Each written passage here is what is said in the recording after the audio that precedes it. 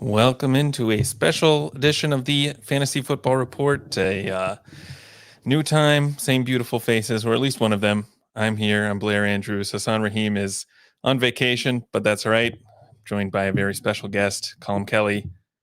Colm, how's it going? It's going pretty good. I joked with you before we kicked this one off. We are in the holiday season, one day post Christmas, and I think the lack of sleep is starting to catch up with me. So looking forward to talking through some of the Week 16 thoughts with you, maybe draft a team, and also look back, reminisce, but look ahead to what may be over the course of the next week. Yeah, definitely. You were telling me a little bit off stream that you had some success with some teams and some really close calls with some other teams. I'm interested to hear about those.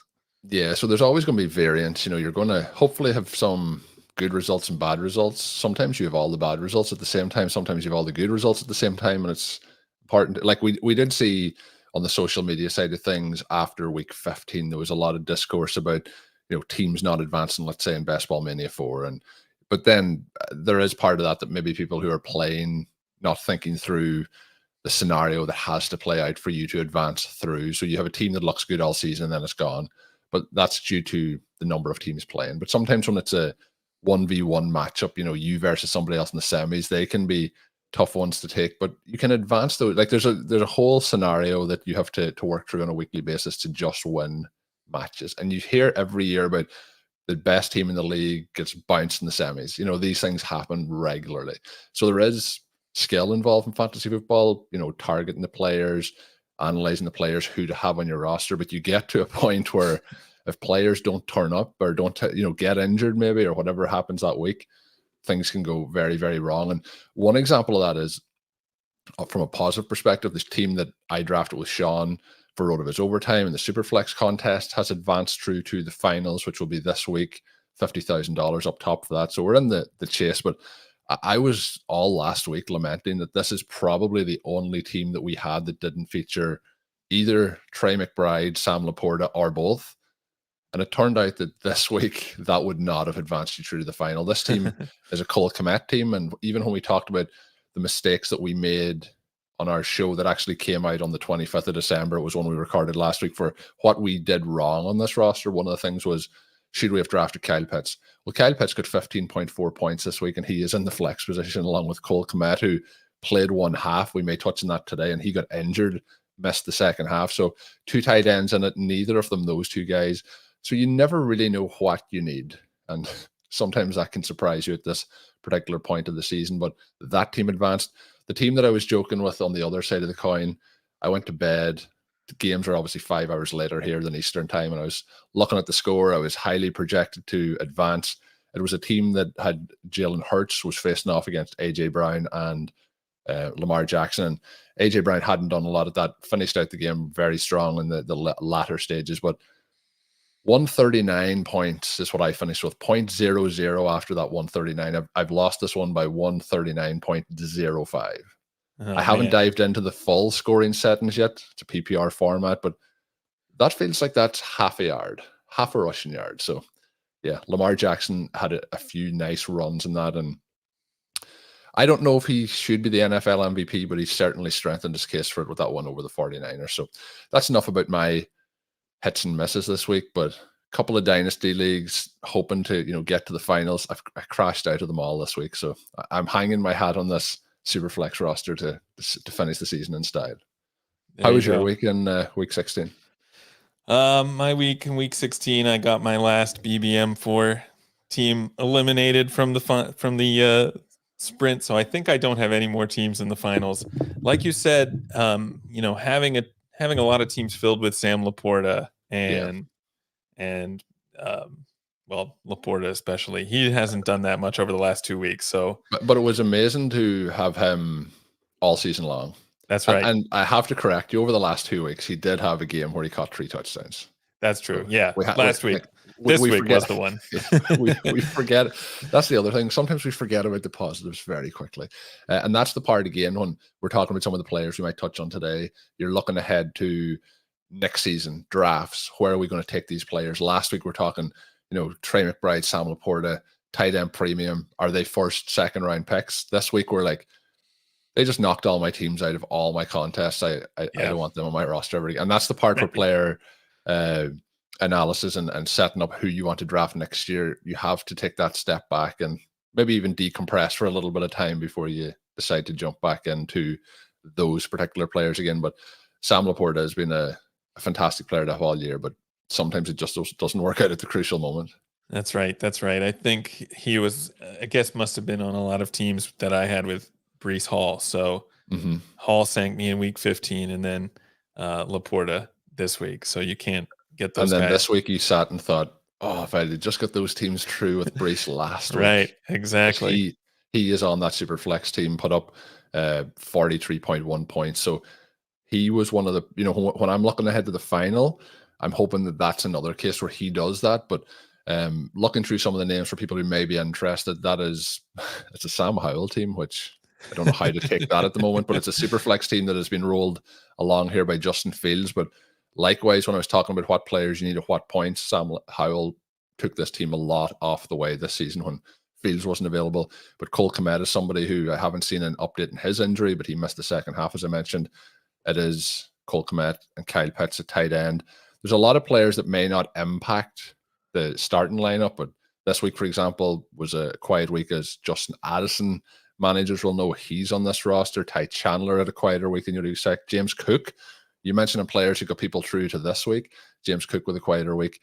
So he didn't make the lineup this week. But a number of names who, you may have thought would have huge games, and you're going to touch on Garrett Wilson later in the show, but he finishes sub 20 points again, but he's in that range where he's getting enough points, but he's not putting you into that next level. But Chris Olave had a solid game back. Rashee Rice had a quieter game this week.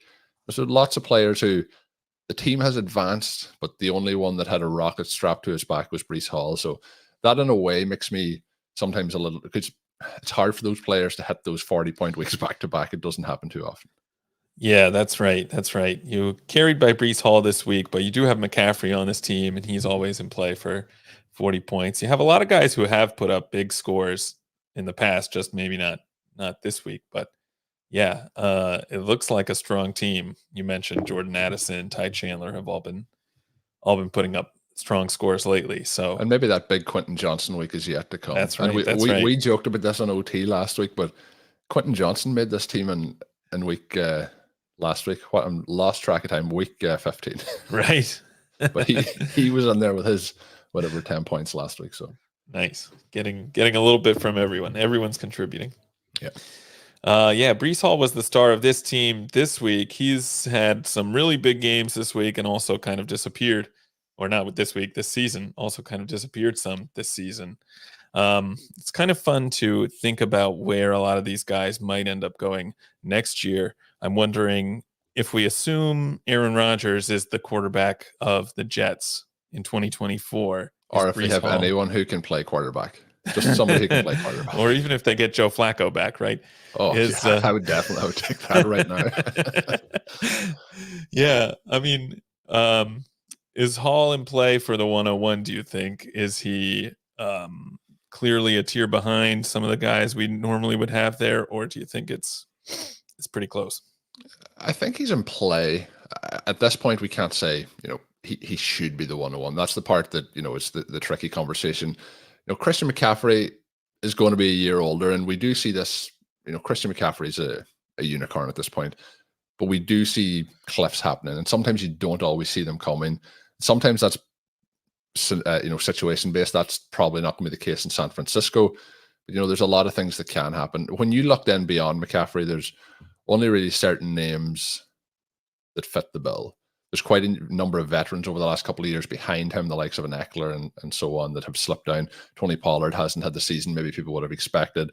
So there's a number of names in there, but I think you have to be looking at some of those guys who could take the crown from McCaffrey, and Breece Hall is one of those. Then you're into Jahmyr Gibbs category, but then you're also thinking about what's the situation there with Montgomery, how many players there is to feed on that offense. And when you go down through the list, he has to be there. And I don't mind what way people want to cut it up, but he has to be in your top 5 no matter what. And I think if you're looking then as who is the RB1, I think he's probably going to be in most people's 2 to 4 range. But I still think so I think he's a first round running back. Yeah. I think some people might disagree with the 101. The other part then is, look, we're probably going to want to have a wide receiver at 101. But, RB1, I think he's in the conversation, but I think it has to be McCaffrey still. Yeah. The one thing that makes you very intrigued with somebody like Hall, or even what we've seen with Wilson, is he has done this with it is not a good situation at quarterback, no matter how kind you want to be about it. So if you even have Rodgers in there, even if he's well beyond MVP level, Aaron Rodgers, I think that what he could have done in this offense, because he's just such a special talent. And even if you think back to the start of the season, coming back in off injury and so on, those, touch wood, that over the next couple of weeks, nothing happens to him. But if he's coming in healthy into the season, no question marks around, can he take a full workload, how things are working. And they have been able to use him in both ways. The run game has been tough for him based on some of the issues with, respecting the quarterback and so on. But in the passing game, they need to just basically treat him like Christian McCaffrey. Yeah. Yeah, it's interesting you mentioned Wilson as well there too. He's a guy who, we took in the first round a lot of times. I think he was our first round pick in a draft I did with you and Sean, which didn't work out, trying to get that Aaron Rodgers stack again. But he's somebody who didn't work out as a first round pick. Yeah, but exactly. When you go back and you do the process again of the talent, why you want to target him, all of that is going to be the same this year. Yeah. And hopefully the quarterback will be back. And there's a chance he loses his quarterback next year. The quarterback play isn't there. But when you start to go through the first 2 rounds, especially when you get to the back end of the second round into the third round, you're looking at talented young players with upside. That list is not as long as it has been in previous years. And even a couple of weeks ago, me and Sean had been talking about, and I'm sure you were talking to Sean as well, but Tank Dell was kind of getting into that third round conversation potentially if he continued. He's obviously unfortunately picked up an injury. You're into a situation where the names are not that appetizing once you get into that late second round. And so I think that he's most certainly in the second round conversation, but I think that the buzz will pick up with a healthy quarterback and he'll start to get steamed up into the probably early second, late first kind of conversation. That where CeeDee Lamb was this year, probably that kind of range. Yeah, there are really 2 ways you can kind of look at his season. I mean, on the one hand, obviously he hasn't had the quarterback play, so you kind of want to give him a pass on that sense and just say, well, let's just not even count this season. He was a promising prospect, promising rookie. He's now playing with Aaron Rodgers. Let's go ahead and take him in the late first. But you could also say, I mean, given his quarterback play, he hasn't had the ceiling. He's only scored 20 points or more one time, but he has had a pretty decent floor. He's getting the target volume. He's able to, be good enough to get into your starting lineup on your best ball squads in a lot of weeks. So there's something that is kind of impressive about that when you're playing with Zach Wilson. And the other part is some of the plays that he's making. It's not just manufactured touches that he's getting the ball at the line of scrimmage. Some of these the talent for me is not in question. Sure. And he is in that tier for me in terms of talent. Where again mentioned CeeDee Lamb where he was last year. We see the step he's taken forward this year.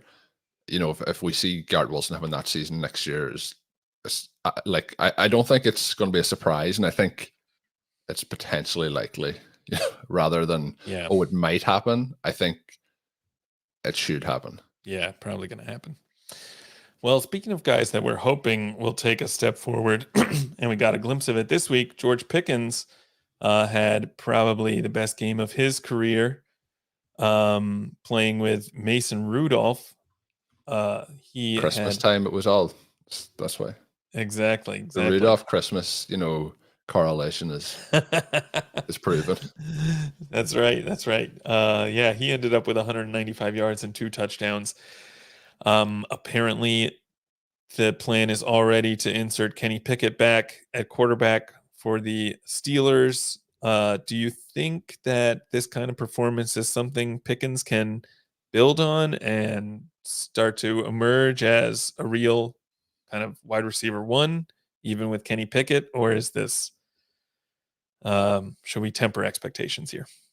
This one's hard. Pickens is a very frustrating kind of, this is the opposite of Wilson, where I'm like, everything is pointing for me in the right direction. There's not a lot of question marks around him. There's a lot of question marks around Pickens, in terms of some of the things like we seen last week, even, and it looked like it could have been a real big deal for him, where we have Jalen Warren, trying to rush in at the goal line, and he says, I didn't want to block in case I get hurt. And I mentioned Tank Dell a moment ago. That was the reference that he made, that, Tank Dell got hurt in a kind of similar play. Then I'm thinking, well, are they going to like reduce his snap share? How's it go? And then he comes out, has a massive game, 35.5 points this week. But even with that, that's his third game this season as a wide receiver one. So wide receiver one, 20% of the time, wide receiver two, 7% of the time, wide receiver three or worse, 73% of the time. Yeah. And if we look at, so the good games are 22.7, 26.6, and then we have 15.7, then nothing to this week. But, there's games in there like 5.5, 1.9, 7.5, 7.7, 6.9, 7.7. Like I guess they won't absolutely devastate you, but on a consistent basis, they're going to hurt you. So if you look at his numbers as a wide receiver in 2023 on the RotoViz tools, it's going to show you that at the moment, a lot of them are in the top 40, but a lot of them are hugely skewed by those 3 specific weeks. Yeah. So I think huge talent. And you see this sometimes, like, there's players that are, there's always been questions around, there's questions coming into the season around somebody like a Jameson Williams, some of the stuff was happening with him off the field. Do players get it off the field? Is it just some maturity issues maybe? What is it? And I have concerns about Pickens, and maybe part of that is that, like we talked about with Wilson, like I drafted a lot of Pickens entering the season, and maybe part of that is me, maybe picking up some frustrations along the way this season. So I think the talent is there. The big question then for him and for Deontay Johnson, I guess, but the quarterback play here in Pittsburgh has been really bad. Right. And like we know that Rudolph isn't the answer. I don't really think Pickett's the answer either. But Pickett is likely to be the quarterback, I would assume here. They're going to finish with a relatively later draft pick based on how their season has gone. A better season than I would have anticipated them having.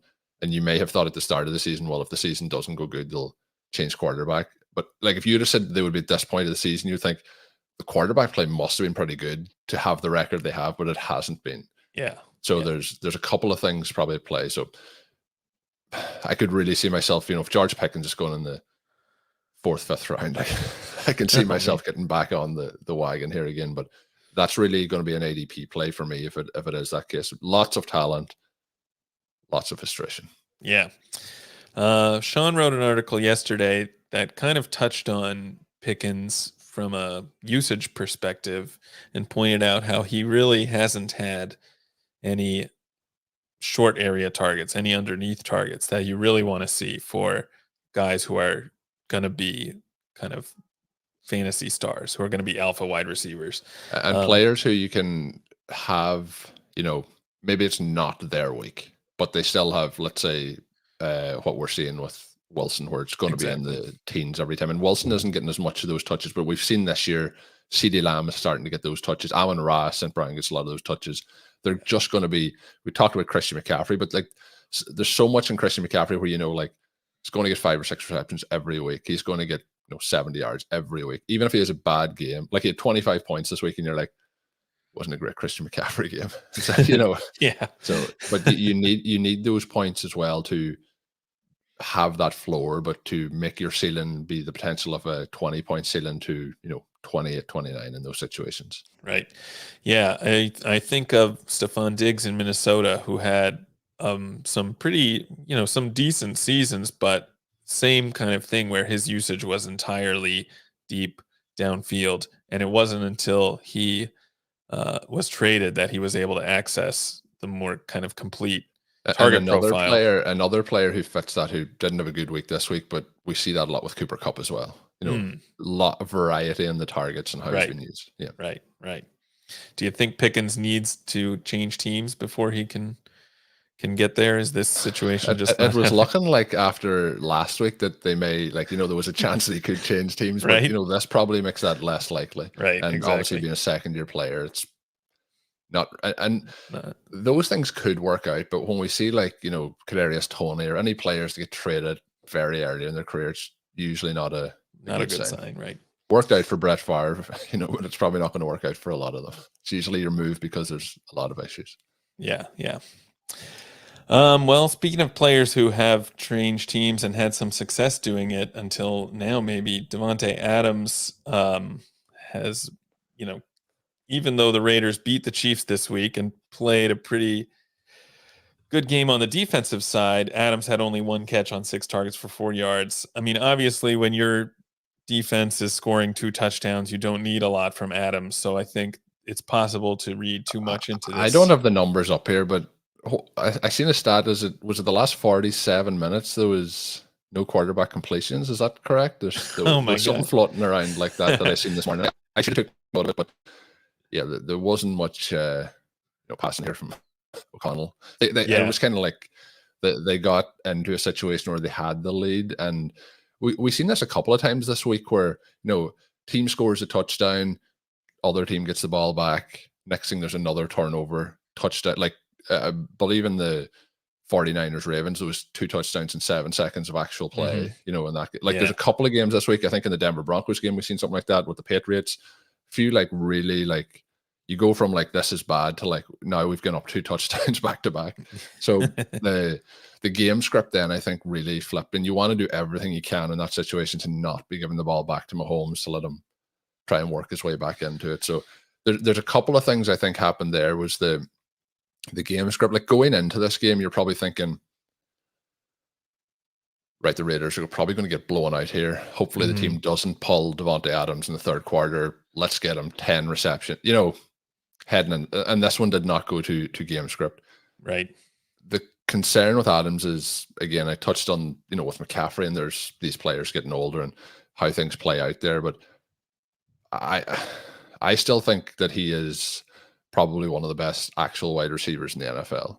But the problem is now, like we talked about, there is some quarterbacks that will still be able to help those wide receivers. You can be quarterback proof to a point. Yeah. But what we're seeing now with some of the quarterbacks playing in the NFL is like they're not playing in the NFL 5 years ago. Like, there's certain ways that offenses are trying to, like, smoke and mirror some of these, the coordinators aren't really like, and that's why Joe Flacco has been, something that I've loved to see is like, he's like, oh, I've thrown an interception. Oh no. I've thrown another one. Oh no. Oh, I'm just going to continue to throw that. Like, oh, that's another one. Oh, it doesn't, like, he's not going to be like, let me hand it off, the next 15 times. And he's like chucking these, but like Amari Cooper had an amazing game this week. And I don't think anyone that's listened to any of my shows over the years, I'm not a big I was a big Amari Cooper guy, but I, got out of that side of the game a long time ago. But he has had some extremely impressive performances, particularly over the last couple of weeks. And we see what Njoku has done. We see what he has done.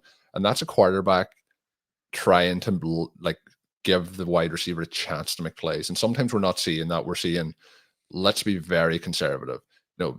Nothing really frustrates me more sometimes than watching, and it's 4th and 5. Let's throw the ball at the line of scrimmage and then try and run 5 yards for the first down. Like, let's be aggressive. And sometimes what we're seeing is the teams who are being aggressive is, the defenses are like crowding the line of scrimmage a lot. You be aggressive, and sometimes those big plays are what are changing these games. And that's what Joe Flacco has kind of shown a lot of the NFL, I think, over the last couple of weeks. But we're not seeing that in the context here with the Raiders. And the Raiders, you have to think as well, their coach, the interim coach over the last couple of weeks, he's got 2 massive, massive wins, which may get him a permanent role here. Yeah. And you have to think in his situation yesterday, he's probably like, dude, I just cannot afford to risk giving the ball back. So they play very conservatively. But a lot of Adams's numbers over this season, outside of the efficiency side of things, which is a way down. But a lot of his numbers are still top 20, in the tools. Right. And has had some big games. But, I mentioned the frustrations with Pickens. And then we look at, we have wide receiver 1 status here for Davante Adams 21% of the time. The one thing that's saving him a little bit is he's been wide receiver 2 29% of the time. But those games aren't really difference makers either. So, Right. But I think a lot of that is not on him. I think a lot of that is on the offense. Yeah. Yeah, that's interesting. I mean, it does seem like the way the Raiders have been doing whatever they've been doing has been kind of working. I mean, again, it was mostly defense this game, but I wonder whether there are paths to see the QB situation improving in a big way for Davante Adams. I mean, he's a guy that I think coming into the season he was going maybe early second a lot of the time, and we were fading him. Well, at least I was. I wasn't picking him on. No, not this year. I had. Right. I was completely. I don't think I had any teams where I had Adams on it this year. Yeah. And for the most part, that has worked out. But do you see him still being a second round pick even going forward, or are those days really behind him?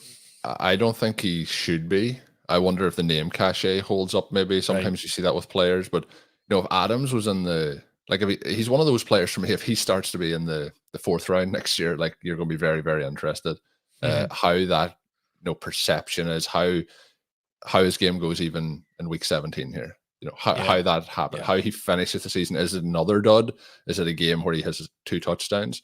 A lot of that's going to depend on that. But I think in the offseason, diving into, there's going to be a lot of quite the quarterback situation and so on to get the answers. I think it's quite complex, but unfortunately, I mentioned being still as talent goes, one of the best wide receivers in the NFL. There's no doubt at this point that he is beyond where we would normally be targeting wide receivers age-wise. We have seen Keenan Allen, we've seen some of those veteran wide receivers still hit in recent times. But yeah, Adams is going to be a tough out in 2024. One of my favorite players of all time being a former Green Bay Packer. And, we talk about dynasty leagues and moving on from players and, trying to keep that perpetual window opened. And the Packers traded Rodgers, traded Adams last year. And last year really felt like it was a mistake. Right. But then you have to think of this as that window and keep it. And the Packers this year being a little bit better than they would have expected. A lot of young players. I find that it's going to be very interesting to watch that going forward over the next year or two, because it feels like maybe they are, Sean Siegel subscribers and they're trying to follow his dynasty kind of pathway there. But yeah, I think it's interesting sometimes to see these trades then play out over a couple of years. And I certainly think the one thing I can say is that was a poor move from the Raiders organization. You can see that at this. They were thinking this is the final piece, and unfortunately for Adams too, they get him there with his buddy Derek Carr and they ship him out. So there's a lot of things questionable with the Raiders organization, I guess. Right. Yeah. Yeah, it's tough. I mean, I'm definitely not thinking I'm going to be drafting Davante Adams next year, even probably in the 3rd round or anything close to that. I did mention Cooper here. We have to give Cooper a shout out where it's due. 51.5 points this week. Absolute insanity. Yeah, that's crazy. He's another guy I was not drafting at all and probably won't be drafting next year, but 0. My hope for this is that this would move him into the 3rd, 4th round conversation. Yeah, right. Get it. Let somebody fall down. Move some other guys down. Yeah. Yeah, I mean, what he's been doing is pretty crazy. What Flacco's been doing is pretty crazy. Like you mentioned, kind of not afraid to keep chucking it up there, even though he throws interceptions. An aggressive quarterback. He's literally been this year's edition. It's Ryan Fitzpatrick, or maybe even you could say it's prime Jameis Winston. Yeah, that's right. We are going down the field. I think what Flacco's been doing is kind of what we were hoping we would get from Sam Howell, who is a guy that we drafted a lot of, and he has been playing pretty aggressively. He's been happy to chuck it down even after throwing interceptions, but with a much different level of success.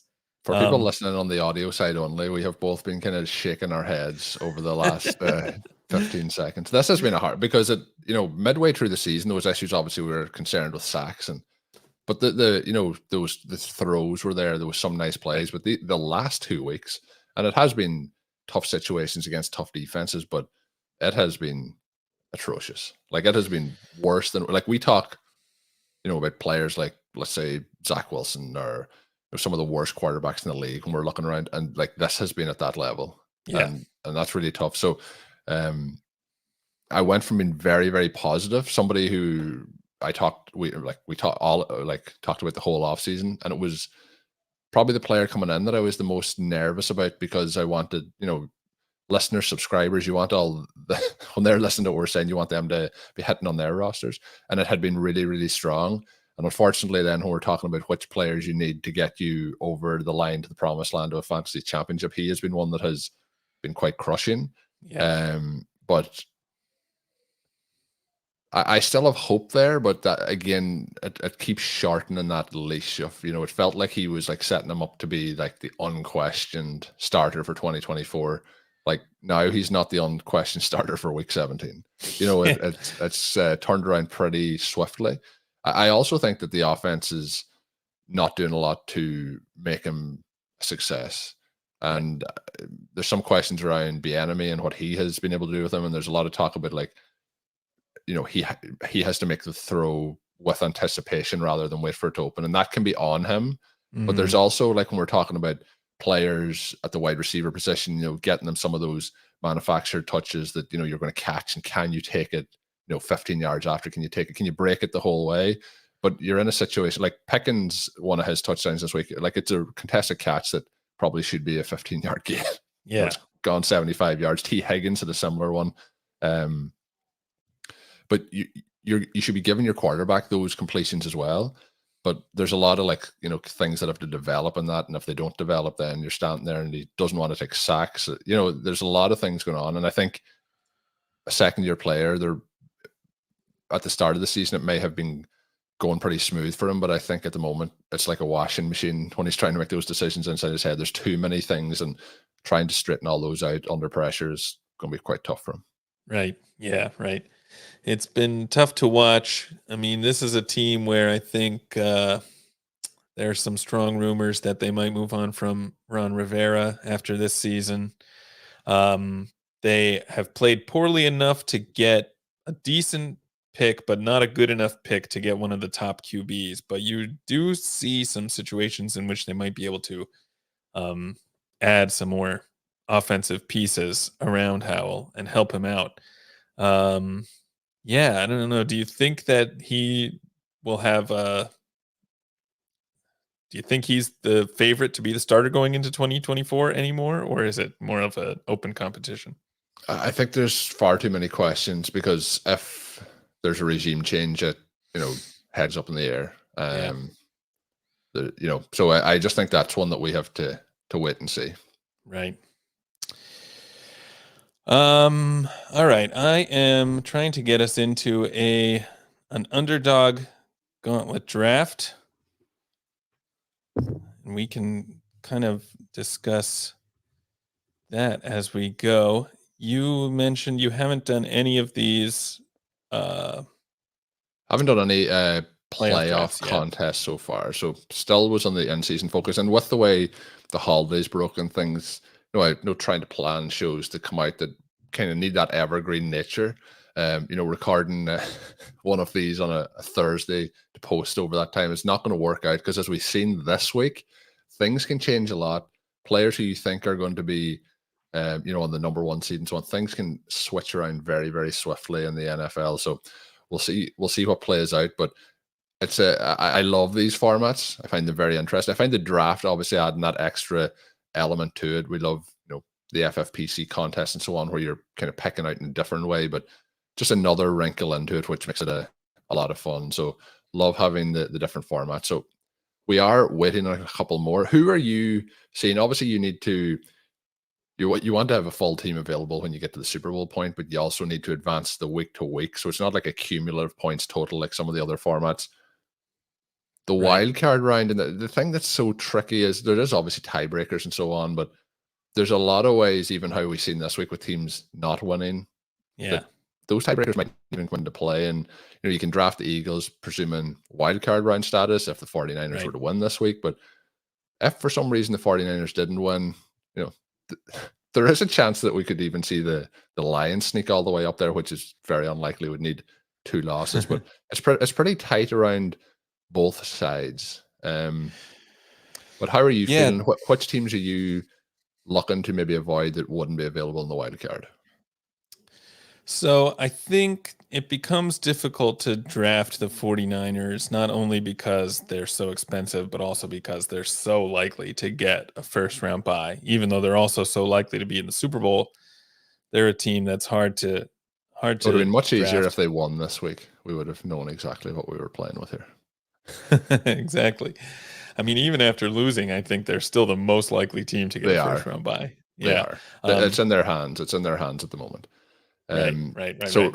yeah, so it's really going to be them. The Eagles and the Lions are all 11-4, but it's in that order of 49ers, Eagles, Lions in terms of who holds their own destiny for that number Right. one seed. But there's lots of interesting teams available. We will be picking at the 103, but then you get into the wild cards for they're not going to move up, but it's the Cowboys, Rams, Seahawks, and then there's teams on the outside. How are you feeling at Exactly. this point of the season, looking at teams on the outside as a potential jump in as well? I know we'll have to pick during this part, but we'll be Yeah, able to. teams on the outside looking in. Well, we're on the clock. CD Lamb.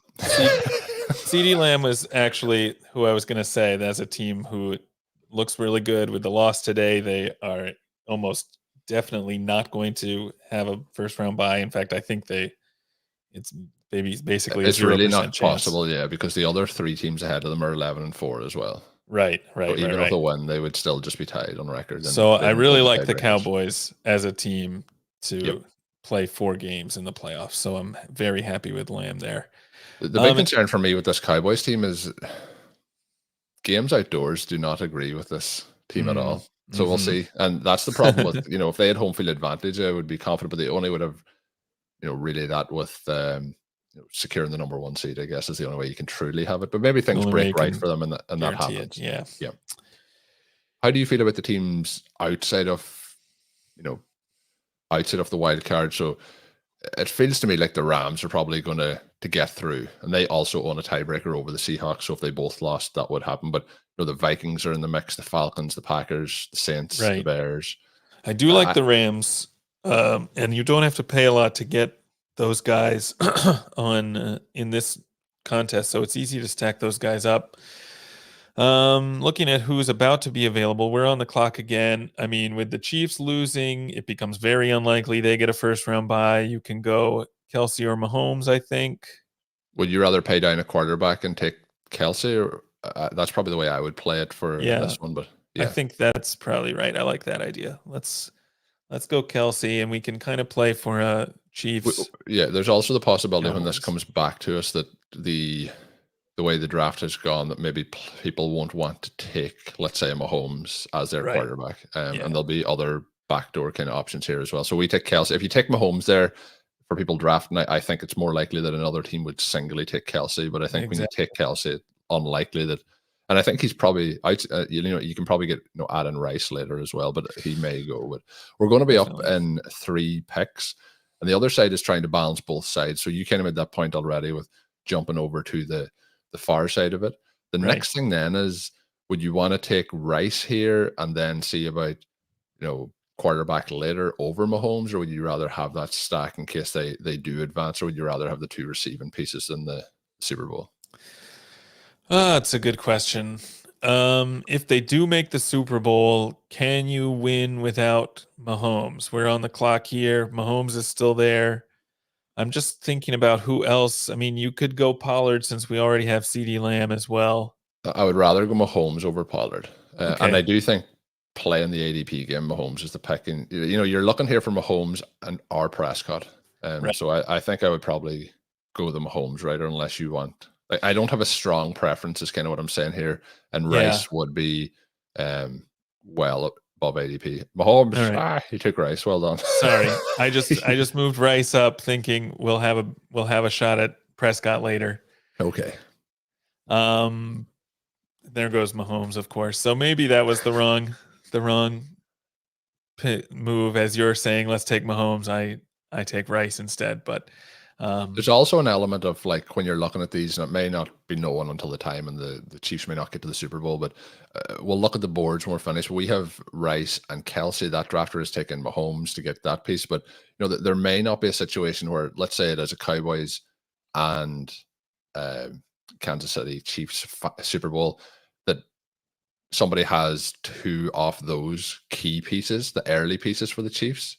Right. And then doesn't have, like, we're going to be attacking it from a slight, because it could be a unique from something that maybe people are targeting very consistently.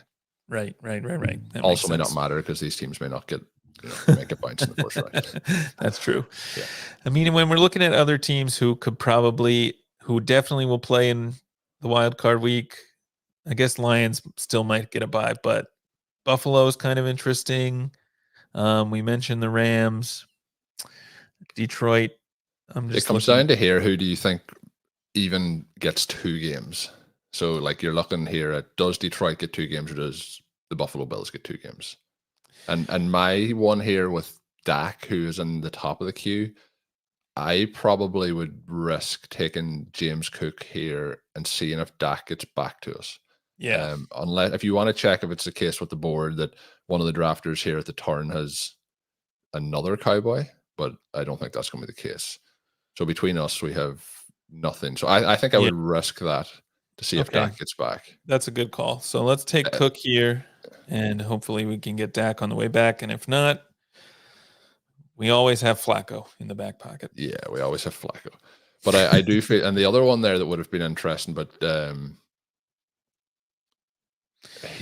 believe he actually went. I was going to say that Gibbs was a player, but the other one that I was thinking of was Waddle, but he's currently with the high ankle sprain. But yeah, he is. Yeah, sorry, I couldn't see him. He is there. But I think the other thing is, like, when you hear an injury at this point of the season, you say he's out for the rest of the regular season. But it's a situation where that could be 1 week, Yeah, right. So, but if they get to the playoffs, I would fully expect Waddle to be there. But is he limited? Is he not? Yeah, right. It sounded like they were optimistic that he would actually play in Week 17. So we'll have to see. But it worked out with the quarterback weight. Exactly. We skipped Prescott, and he did come back to us. I think he's a no-brainer pick here. We do have Pollard still on the board. Waddle may be slipping with the ankle injury, so I'm not. Yeah, with passing on quarterback, I think you want to get with passing on Mahomes, I think you want to get the stack here at this side. All right, so we'll take Prescott here. Yeah, Miami probably won't have a first round bye. I don't know if we want. The Ravens now are 12-3, and the Dolphins are 11-4. So it doesn't look like I don't see any tiebreakers exactly popping, but I believe they play next week. Yeah, so that will be the tiebreaker. So if the Dolphins were to win that, they would be 12-4. The Ravens would be 12-4. So that would be the other downside, is if the Dolphins were to win that, they would, I believe, I could be wrong here, but just looking at some of the info in front of me, I think they would be the one. So that's one where it's up in the air. So when we're targeting, as I mentioned with the Cowboys, for example, it feels like, and the Chiefs, that they're unlikely to. Well, the Chiefs won't be the number one anyway. Teams then that, like, I feel like it's hard to have a huge interest in here, like the Jaguars. Right. They've been a little bit, you joked about Flacco and the Browns, but they're in a wild card potential spot at the moment. But looking through that side, teams like who are in the race, you have the Broncos, the Raiders, the Bengals, the Steelers, the Texans. Then it's the Colts, the Bills, the Browns, the Jaguars, the Chiefs, the Dolphins. Yeah. Like, I feel like the teams you would want players off are the Ravens, Dolphins, Chiefs, and Bills. I love that. Right. Any of the other teams there that you see advantageous? Oh, I know we're one pick away, but we see both the Dolphins guys go there, so that's a little I think bit Pollard's of a no-brainer if it was a case that I think we just load up on. Yeah, but I guess the other team that's kind of interesting would be the Bucks with Mike Evans, right? They I think Pollard's a no-brainer. I think it's well below. I think we're 9 picks below ADP at this point? Yeah, as the ADP value and completing Cowboys. that stack. We could go crazy with Ferguson on the way back, just trying to use up the clock to keep the discussion going. That's the fun thing with these drafts when, it's a 30-second clock, but there's only 6 teams drafting. So you're muttering through, and you're trying to have a conversation that will make sense at the same time for people to listen into. So Exactly. So we did get Pollard there at the 604, which is a pretty crazy value. He's usually going around, I think his ADP was, pick 17.9. So almost three rounds. No, I don't even know. ADP, basically. Right. Yeah. Like I said, there's Tampa Bay. I mean, Gabe Davis could always Is go there any crazy. teams then as well on the You're on NFC the side? clock. We're on the clock, so that's fun. Do you want to keep going on the Cowboys, or do you want to take it a different direction? Like this team, you're looking at basically you need to get through to the final. I think it makes sense to stick with the Cowboys, right? Because if they don't, you're right. At this point, if they don't get through, you're just dead anyway. So yeah, you're not trying to build a balanced roster here. I don't think. Right. You have Gabe Davis starred. Just has to be one of the most frustrating players this season because you couldn't trust it. He had, there's these zeros. It's not like, oh, there's 8 points. That's okay. It's 0. And it's happened multiple times, but he's had huge spikes as well. Another big week from him this week. And that game that I mentioned earlier that I lost for that 0.05, I did sit Gabe Davis this week. So that one hurt. Yeah, he's a frustrating player to roster for sure, but he does he does obviously have that upside, and the Bills are. Yeah. Others, and particularly in the playoffs, we've seen it a few times. So he would fit in there. But I feel like, you could even say like, what happens if we get the Bengals in? But, do you want to, like, I feel at the moment like it would be a one and done situation. Right. It doesn't seem like they. I mean, I'm looking at New York Times playoff picture. It gives them a 6% chance to make the Super Bowl, the Bills, which is higher than a lot of other teams that are already in the playoffs. So the Bills or the Bengals, sorry? The Bills. Okay.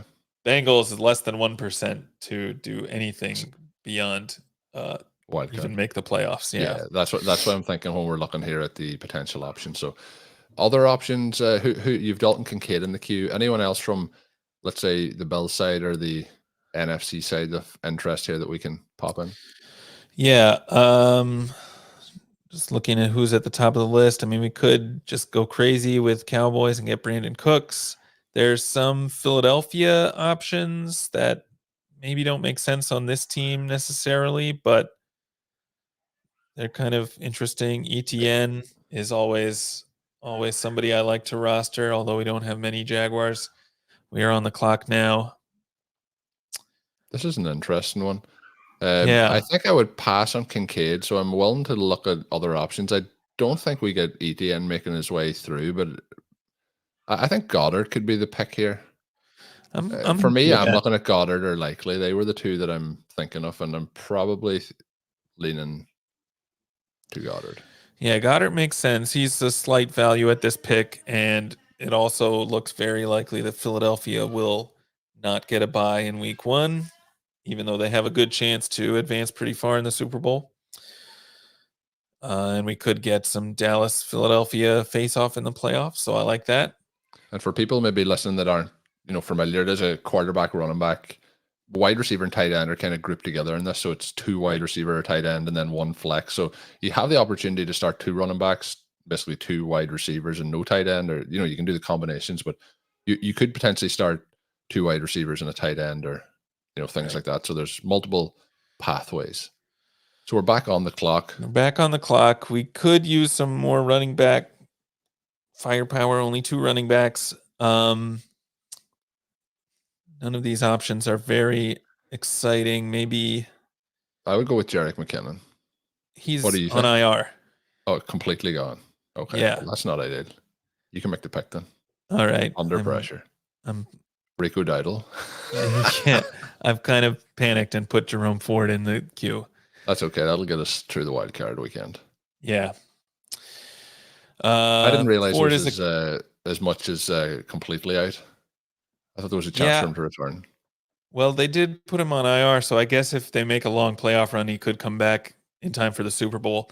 I don't know exactly what the time frame is on that, but yeah, he's. You mentioned earlier the rest of the regular Mike season. Evans on the Buccaneers. What about Chris Godwin on the Buccaneers, who would be coming into potential option here for us? I like that idea. Do we want to get? I think we're okay with one quarterback.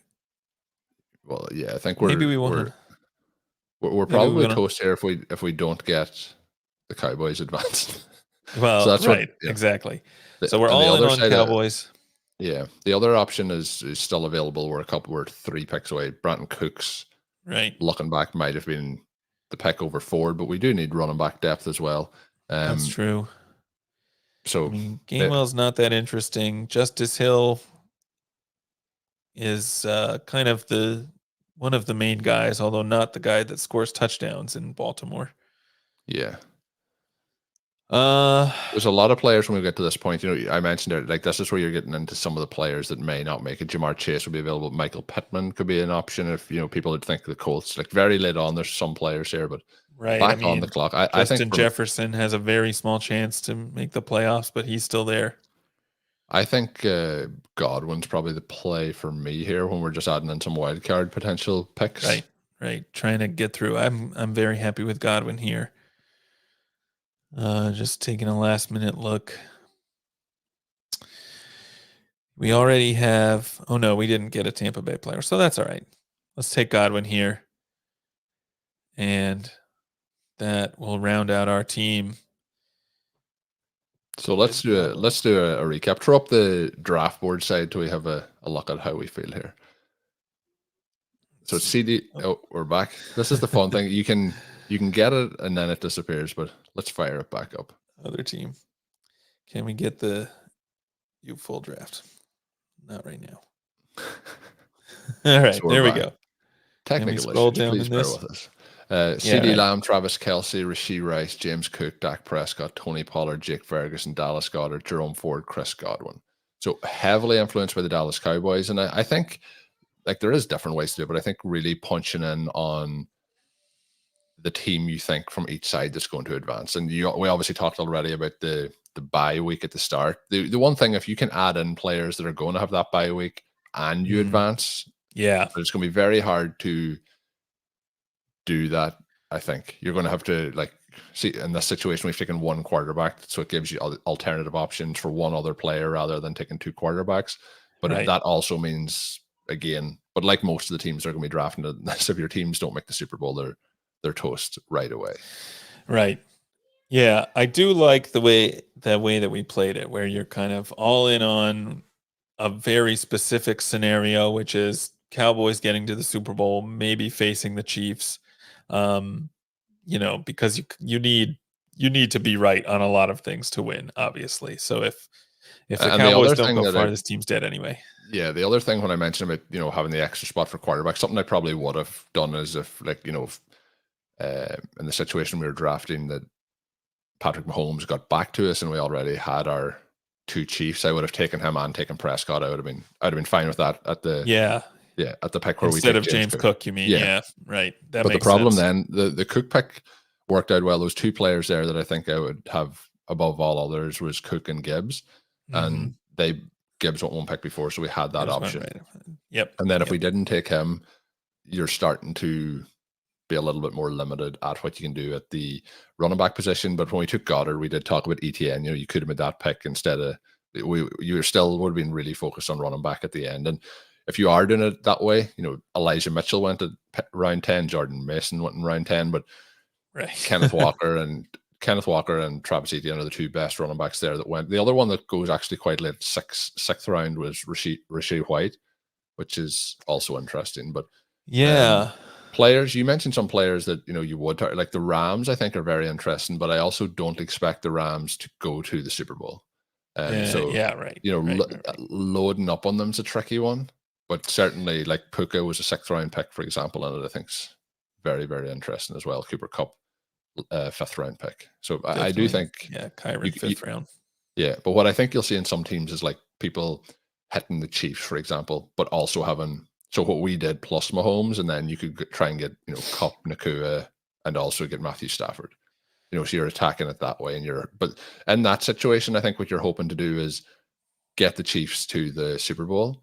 But in a contest of this size, even getting your 3 Chiefs or 4 Chiefs to the Super Bowl, other people are going to have more options if they've split it between 2 wildcard teams that they expect to advance every week.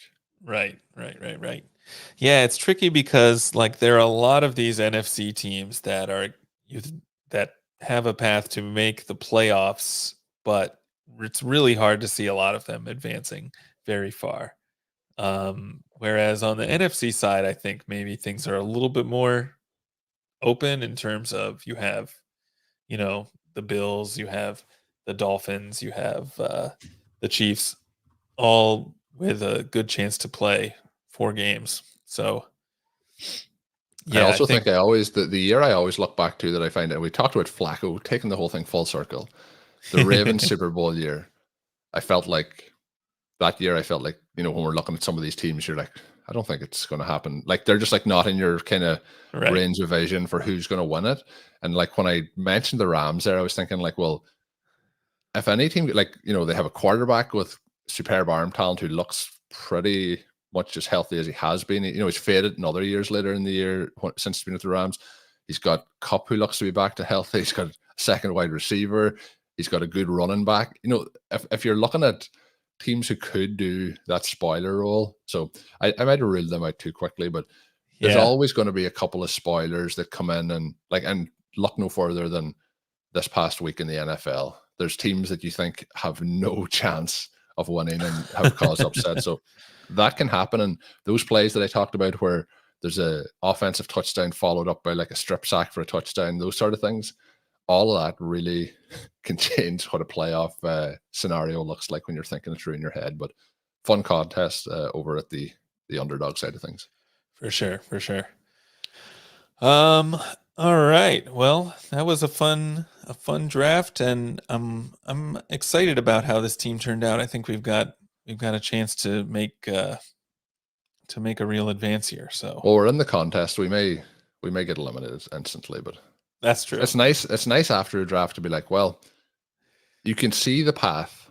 Yeah, the path may crumble, but you can definitely see it. It's definitely better than finishing a draft and saying, okay, I don't see a way this team can possibly win. Yeah, what were we thinking? So, yeah. All in all, good. All right. Well, thanks, Colm, for joining. It was a blast doing this draft. I know you're recording soon some more episodes of Overtime. Yeah, we're always trying to this year is actually one of the most difficult years because we with the holidays falling the way they have and trying to fix, you're trying to fit in all the family stuff, all the other stuff. And with this particular one, a little bit tricky, but we're planning to keep our recording schedule up. I was actually surprised when I seen at the end of last week we're 3 episodes, I believe, away from episode 700 of RotoViz OT, which is pretty wild when you think of it. There is some repost, there's a lot of draft shows and so on there, but yeah, pretty wild. So it's been a fun run there with Sean, and what perfect way to celebrate it than us bringing $50,000 in first place in this FFPC contest. That would be pretty fun because I believe the Monday recap show of after week 17 is episode 700, which would nice. But I'll set my expectations realistically, and that may not happen. But for anyone who's interested in that, I did a tweet earlier today over at Overtime Ireland, and I did the last kind of 3 episodes. 2 of those have been a repost of that draft for the Superflex team, and also what we kind of thought that we did wrong. And one of the things I thought we did wrong is we didn't exam Laporta or Trey McBride and a couple of days. So people were probably listening to that show on Monday because it was recorded last Thursday and thinking, what do you mean? Like it worked out perfectly for you, but last week it didn't feel that way. So, right. But yeah, lots more OT coming. But as always, Hasan, I'm sure will be back very soon. But disappointed we got to miss out, but it's always good to get a chance to talk with Blair when we jump on here. Definitely, yes. Hopefully we'll have Hasan back next week. Obviously he's traveling for the holidays, but stay tuned to find out when we're going to be recording, because I think it's also going to be another daytime show next week. But thanks everyone for tuning in, hanging out live, and happy holidays to everyone in whatever way you celebrate or don't. And happy week 17. Exactly. We'll talk to you next week.